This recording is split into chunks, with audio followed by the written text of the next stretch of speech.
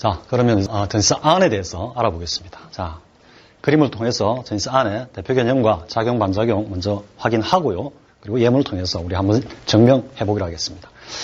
자, 기존의 전치사 안에 대해서는 여기 잠깐 그려볼까요? 전치사 안에 대해서는 이렇게 보통 생각을 했죠. 뭐냐면은 바닥에 이렇게 뭔가 이렇게 붙어 있다. 그리고 옆 측면에 이렇게 붙어 있다. 혹은 뭐 이 천정에 이렇게 뭔가 붙어 있다. 이렇게 해가지고 전치사 안의 기본 개념을 이렇게 생각을 했는데요. 근데 사실 지금 이 그림에서 어떤 느낌이 나느냐 하면은 뭔가 착 달라붙어 있다. 착 달라붙어 있다라는 느낌이 들죠. 사실 이렇게 착 달라붙어 있는 것은 요것은 우리가 앞에서 보았던 투의 개념입니다. 투. 나중에 착, 탁, 척 뭐 이런 어감과 전치사 투가 같은 어감을 가진다라는 것은 투, 2강에서 투를 집중적으로 우리가 분석할 때 이야기할 건데요. 아무튼 착 달라붙어 움직이지 못하게 착 달라붙어 있는 것은 안이 아니고 투다라는 투. 그래서 흔히 보면은 전치사 안은 어디 가서 그냥 붙어 있는 건 무조건 안이다 이렇게 생각하는데 사실 가서 착 달라붙어 있는 것은 사실 투입니다. 그래서 전치사 안의 개념을 여기서 수정을 합니다. 자, 이 그림을 보시죠. 이 그림이 바로 전치사 안의 대표 개념이다. 자, 이렇게 이해를 하면 되는 겁니다. 자, 뭐냐면은 이렇게 어떤 대상에 사물들이 이렇게 접촉에 있는 거예요. 접촉. 투하고 비교를 해서 투는 이렇게 부착이다. 착 달라붙어 있다. 이런 느낌이지만 안은 뭔가 접촉해 있다. 그래서 보다 좀 더 가벼운 느낌이 들고요.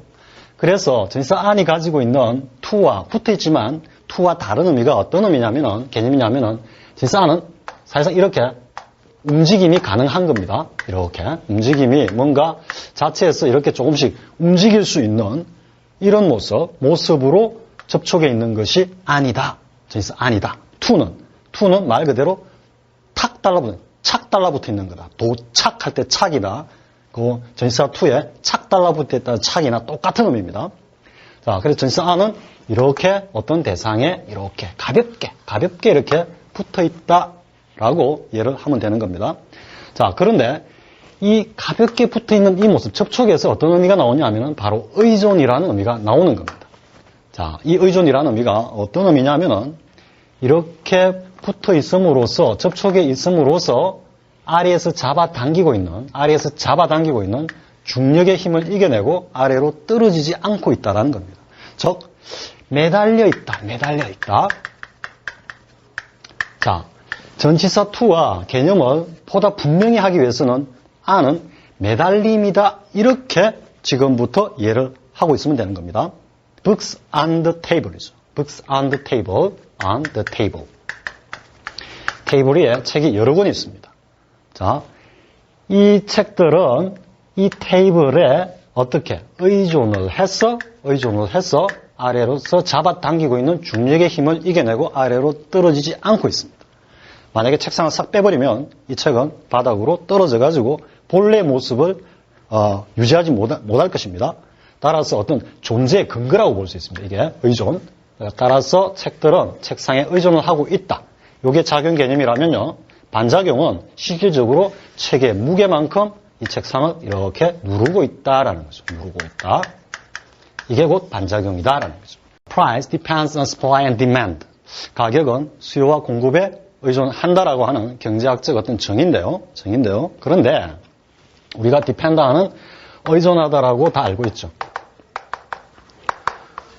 그런데 이 표현을 이렇게 해석을 해도 굉장히 자연스럽습니다. 가격은 수요와 공급에 어떻게?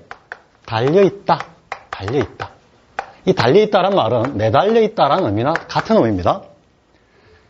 그런데 가만히 우리가 어원을 한번 추적해 보니까 이 depend가 본래 의미가 사실은 매달리다라는 뜻이라는 것입니다. 따라서 여기 나오는 전치사 on도 역시 매달리다라는 의미와 같은 의미라는 걸 알 수가 있죠. 여기에서 우리는 전치사 on이 단순히 우리가 의존하다라는 그 의미보다는 뭔가 매달리다라는 본래 기본 의미를 가진다라는 것을 알 수가 있는 것이죠. 이것은 이제 매달림에서 나오는 지탱의 의미입니다. 전치사 안에 대해서 이후의 강의에서 보다 더 상세하게 우리가 알아보겠지만은요. 어쨌든 지금 우리가 그릇 학교에 간다라고 할 때는 우리 발에 지탱을 해서, 즉 중심, 축이죠. 중심. 우리 발이 중심을 잡고 발에 지탱을 해서 간다라는 의미인데 이것도 굉장히 중요한 전치사 안의 의미 중에 하나입니다. 따라서 이때 왜 이제 암풋을 쓰는지 이해가 됐죠.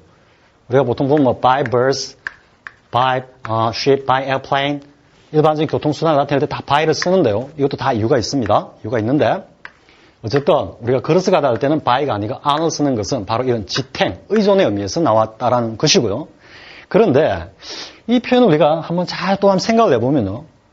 뭔가 우리가 걸어갈 때 지탱하고 가지만, 발에 의존하고 가지만 그 반작용적 의미는 어떤 의미다? 어떤 현상이다? 우리의 체중 혹은 체중 이상의 무게로 지면에다가 힘을 가하고 압박을 하면서 가고 있는 것이죠. 이런 압박의 의미가 바로 밑에 표현에서 잘 나타나고 있는 것입니다. 그는 그 결정에다가 상당한 영향력을 행사했다 이런 뜻인데요. 압력을 행사했다 이런 뜻인데요.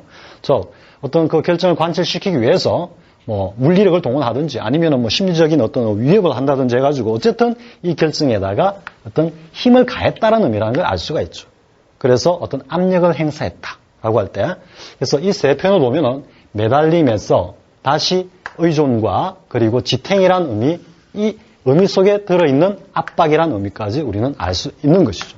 그래서 이 세 표현을 통해서 우리가 앞에서 본 전치사 안에 가장 기본적인 의미와 작용, 반작용을 이해할 수 있다라는 것이죠.